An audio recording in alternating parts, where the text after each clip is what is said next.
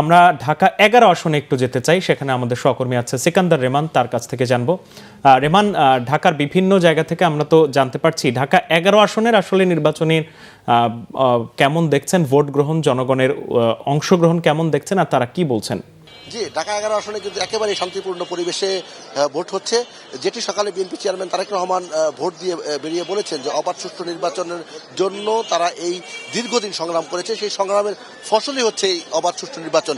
Vote একটা গণতান্ত্রিক অধিকার এবং এই অধিকার বাস্তবায়নে সাধারণ মানুষ তার ভোটাধিকার প্রয়োগ করবে, এটাই স্বাভাবিক। এবং এই প্রক্রিয়া কিন্তু গত 17 বছর সাধারণ মানুষ এই ভোটাধিকার প্রয়োগ করতে পারেনি। ফলে মানুষের মধ্যে যে আক্ষেপ ছিল, যে ক্ষোভ ছিল, যে কষ্ট ছিল, যে দুঃখ ছিল, সেটি কিন্তু আজকে তাদের ভোটাধিকার প্রয়োগের মাধ্যমে সেটি তারা করছে। এবং উৎসবমুখর পরিবেশ পুরো এলাকায়, সকাল থেকে যত জায়গায় গিয়েছি পুরো জায়গাটি কিন্তু দেখেছি উৎসবমুখর পরিবেশ।